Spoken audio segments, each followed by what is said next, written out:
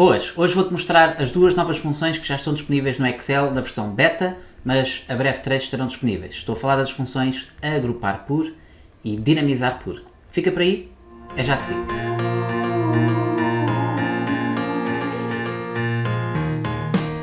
Boas! Bem-vindo a mais um tutorial, eu sou o João Teixeira e hoje vou-te falar sobre duas novas funções que são muito parecidas e que de certa forma têm mais ou menos o mesmo objetivo, mas que permitem criar relatórios parecidos com um relatório de uma tabela dinâmica, ou seja, uma pivot table. Essas duas funções são a função agrupar por, ou group by, e a função dinamizar por, ou seja, pivot by. Então, basicamente estas funções ainda estão numa versão beta, ainda não estão disponíveis, mas vai tentando fazer as atualizações do Office, que pode ser que de um dia para o outro consigas ter logo acesso às duas novas funções. O principal benefício que nós temos com estas funções é o facto de podermos criar então relatórios parecidos com uma tabela dinâmica, mas que são atualizados constantemente. Ou seja, quando utilizas uma tabela dinâmica, tens que refrescar a tabela dinâmica. Neste caso, através das fórmulas, as fórmulas estão constantemente a ser atualizadas, o que significa que vais poupar algum tempo nessa parte para criar o relatório. E depois, obviamente, podes fazer aqui algumas alterações com as fórmulas que não consegues fazer com uma estrutura de uma tabela dinâmica, e por isso tens essa vantagem com estas duas funções. Bom, chega de conversa, vamos então passar para o ecrã para eu te mostrar ou dar-te uma primeira impressão de como é que funcionam estas funções. Olá de novo, já estou então aqui no nosso ecrã, onde tenho aqui uma tabela muito simples, mas que é perfeita para vermos aqui as nossas funções, e basicamente eu tenho duas folhas, uma onde te vou mostrar primeiro a função agrupar por, e depois vou-te mostrar a função dinamizar por. Porque é que eu vou começar com a função agrupar por? Vais ver que elas têm argumentos muito parecidos. A lógica, ou a principal diferença, é o facto de poderes ter a função dinamizar por com um conceito mais à tabela dinâmica, ou seja, com cabeçalhos linhas e cabeçalhos colunas. Mas, de certa forma, as duas funções têm argumentos muito parecidos e vais ver que, aliás, alguns deles são mesmo iguais, ok? Bom, então, outra questão. Eu também tenho aqui uma descrição de alguns parâmetros que nós vamos ver na função, que são parâmetros facultativos, não são obrigatórios, mas para conseguires perceber um bocadinho melhor a lógica, eu criei aqui a função parâmetro para dizer que quando o valor for 0, vai fazer uma coisa, quando o valor for 1, vai colocar outra coisa. Ou seja, basicamente vais colocar um valor numérico para os argumentos. Então, desta forma, eu tentei explicitar aqui estes valores para poderes ver um bocadinho melhor o que é que faz cada um dos argumentos, para não ter que estar a mostrar individualmente o argumento quando estiver a fazer a função, ok? Bom, então vamos começar com a função agrupar por, ou se estiveres em inglês, group by. Vamos então agrupar uma coluna em função de outra coluna, em que basicamente, nós vamos fazer a função soma ou a função média, uma função de agregação, tal e qual como se fosse uma tabela dinâmica, ou melhor, como se fosse a função soma-se, ok? Então, vou utilizar aqui a função agrupar por, vou começar com a função, e então temos aqui três argumentos obrigatórios: campo de linha, temos os valores e a função. O que é que nós temos de dizer aqui? O campo de linha é basicamente a coluna que nós vamos utilizar para criar o grupo, ok? Depois temos os valores, que é a coluna que nós vamos utilizar para agregar. E depois escolhemos a função, que é a função que vai ser utilizada para essa agregação. Tão simples quanto isto, ok? Então, eu vou começar a selecionar aqui os meus dados. Repara que eu não tenho uma tabela, e há aqui uma razão específica para não ter uma tabela nesta fase, que é, eu quero incluir a palavra marca como cabeçalho para a nossa função, ok?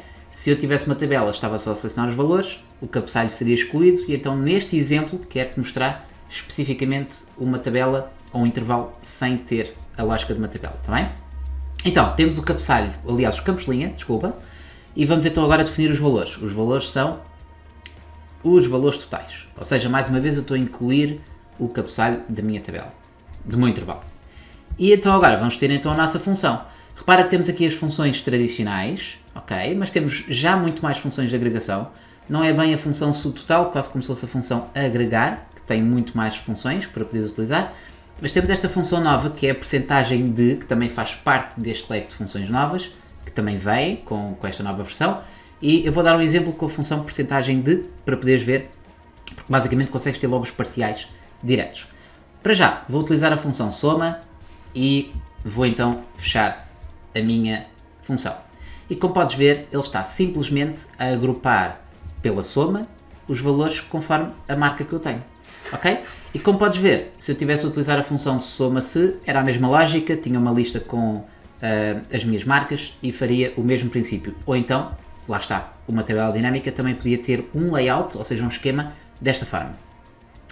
Muito bem, tendo então os argumentos obrigatórios, vamos passar para os argumentos facultativos. E o próximo argumento que nós temos é a possibilidade de indicar os cabeçalhos, ou seja, se queres incluir os cabeçalhos ou não. E a primeira opção é não, ou seja, eu não incluo os cabeçalhos. E o que é que isto faz?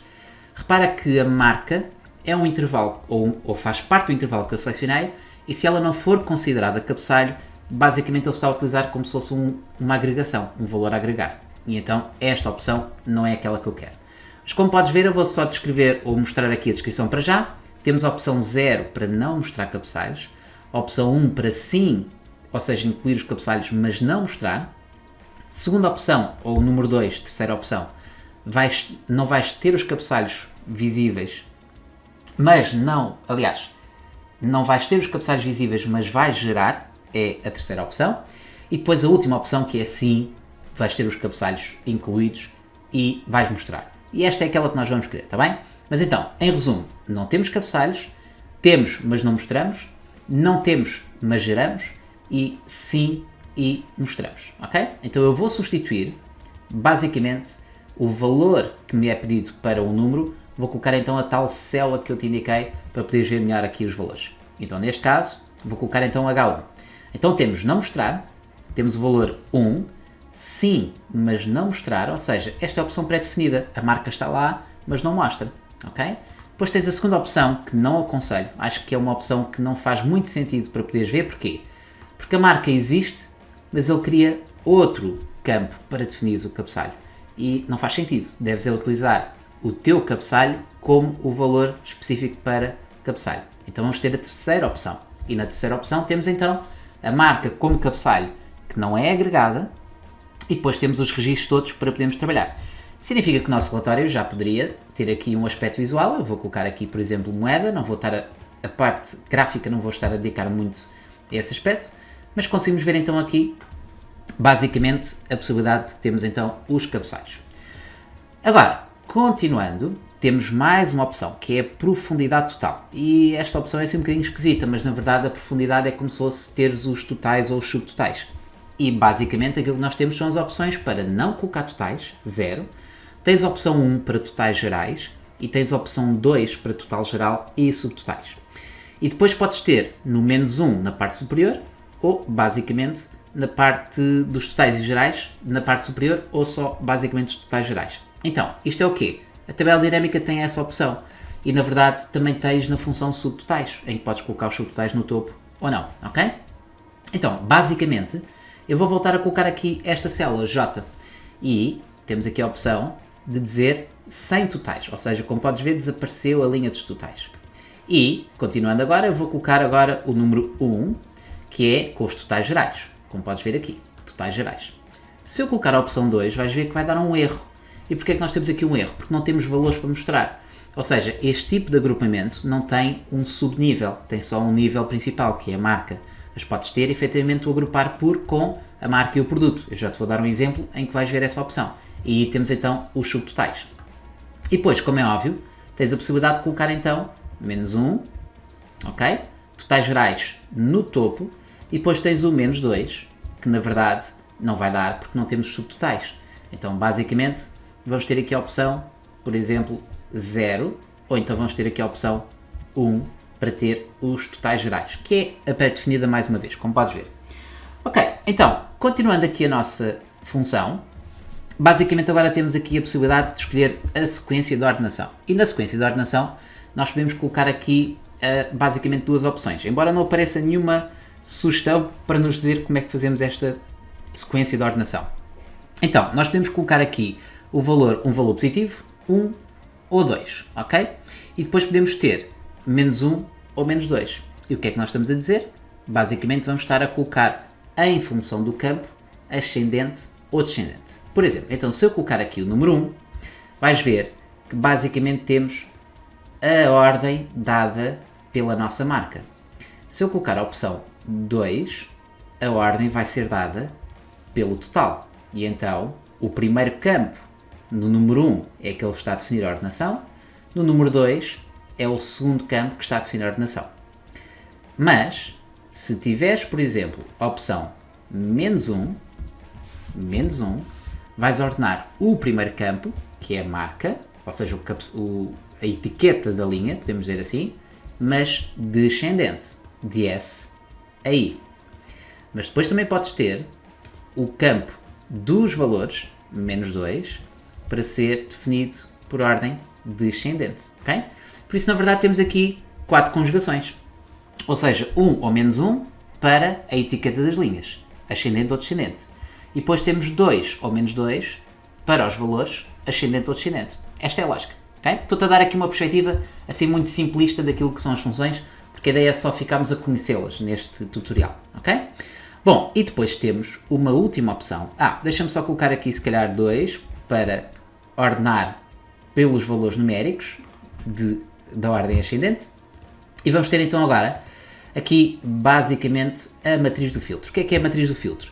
É poderes colocar efetivamente um filtro para poderes colocar os teus dados. Então eu vou criar aqui rapidamente ao lado, pode ser mesmo aqui no canto, a função exclusivos, para ter aqui uma lista única das nossas marcas, ok? E vou criar aqui uma lista pendente, dados, validação de dados, e vou colocar então aqui uma lista para poder ter a lista dos nossos valores. Ok, então agora tenho aqui uma listinha, esqueci-me do cardinal, que é importante. Então, a lista que eu quero, não quero só o primeiro valor, falta-me o cardinal para apanhar o array todo, o intervalo todo.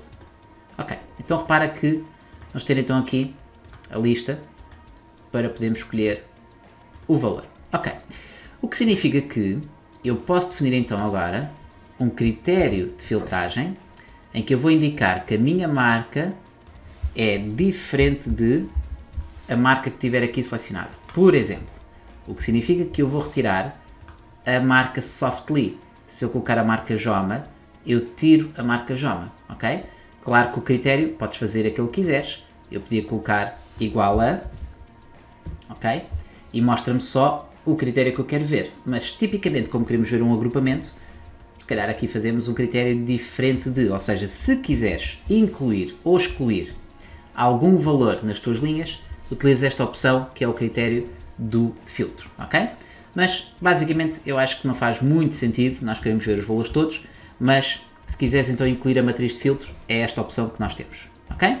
Bom, então, o vídeo já vai um bocadinho longo e, obviamente, que eu perdi um bocadinho mais tempo na função agrupar por, mas vais ver que, obviamente, a função dinamizar por vai ser muito parecida. Então, eu quero-te mostrar só mais 2 exemplos da função agrupar por e depois já te mostro, então, a função dinamizar por. O que eu quero utilizar agora é a mesma lógica, ou seja, até vou utilizar o mesmo princípio aqui, vou fazer copy-paste e vou colocá-lo aqui ao lado, mas em vez de usar a função soma, vou usar a função percentagem de. E ao colocar então a função percentagem de, como podes ver, o que nós temos é exatamente o mesmo relatório, mas com a percentagem, ou seja, a percentagem sobre o total, basicamente, ok? Então, como podes ver, podes utilizar a função percentagem de, que dá imenso jeito, e podes utilizá-la para os teus cenários quando quiseres fazer este tipo de cálculo, ok? E agora vou só colocar aqui mais uma última versão, que é poder agrupar um conjunto de dados, mas basicamente utilizando aqui a lógica com 2 grupos, ou seja, o item principal e o item secundário. Então, mais uma vez, eu vou utilizar aqui a função agrupar por, só que agora quero a marca e o produto, ou seja, 2 campos de linha. E vou utilizar novamente o total como valores, ok? E a função que eu vou utilizar vai ser novamente, pode ser a média agora, para fazermos aqui a média. E de resto, vou utilizar os mesmos argumentos, vou colocar os cabeçalhos definidos por aqui e vou colocar os totais também definidos por aqui, ok? Só não vou colocar então a sequência de ordenação, mas também posso colocar aqui 2, se calhar, e a matriz do filtro é que não vou colocar. Então vou ordenar pelo valor, pela média dos valores novamente. Neste caso agora, como podes ver, vou só então ter aqui, tenho aqui o produto e a marca, e os valores estão em função ascendente para a marca ou, neste caso, o produto. Então vou colocar aqui moeda. E como podes ver, temos então aqui o produto, aliás a marca em primeiro lugar, e depois o produto, para podermos ver aqui os nossos valores. Então agora o que é que eu vou fazer? Neste caso, até me dá jeito, por acaso eu coloquei aqui os totais gerais, mas eu vou colocar então aqui a opção de total geral e subtotal, ou seja, vou colocar a opção 2. E então, como podes ver, já temos aqui um subtotal aplicado, o que significa que os nossos subtotais aparecem no final de cada grupo, basicamente o grupo principal, que é a marca. Mas se eu colocar então a opção de colocar menos 2 na parte superior, vou ter então já a marca e o produto com os totais. Só que repara, também temos os totais gerais e eu não gosto de ver os totais gerais desta forma. Aliás, tipicamente, na minha opinião pessoal, eu gosto de ver os totais ou os subtotais no fundo, mas obviamente é aqui uma opção que podes sempre escolher. Então, neste caso, vou então colocar aqui a opção total geral e subtotal para aparecerem no fundo, o que significa que temos aqui destacado o subtotal de cada um dos valores, ok? Então, esta é a função agrupar por. Nos próximos instantes, vou-te só mostrar então como é que funciona a função dinamizar por, mas já vai ser muito semelhante e por isso vou-te dar só mais aqui um exemplo para perceberes como é que funciona a função dinamizar por.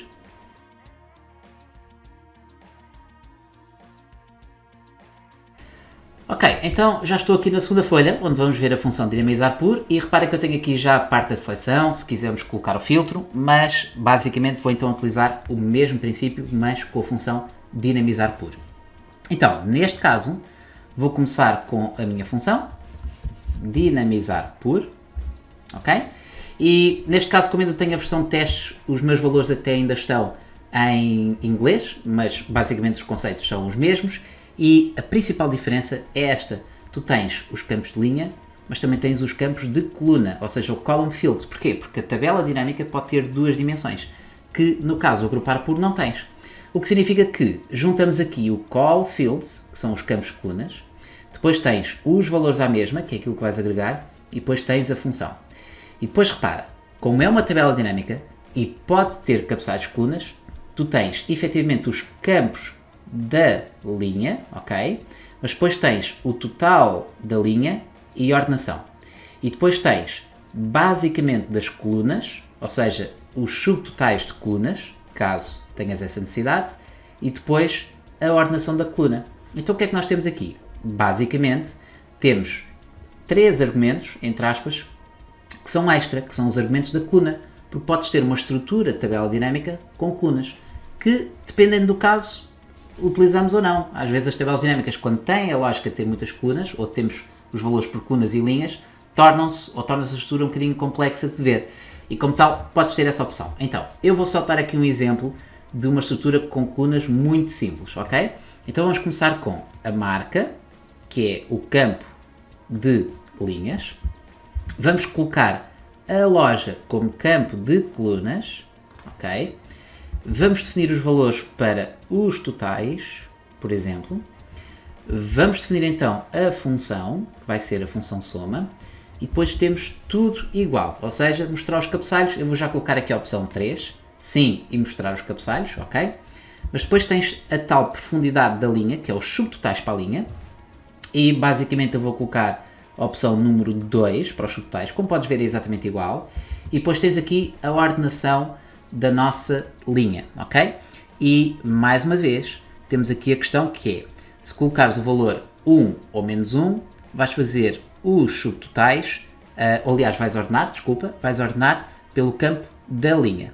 Se colocares 2 ou menos 2, vais colocar pelo campo da coluna, ok? Pronto. Essa questão é importante aqui para poderes definir.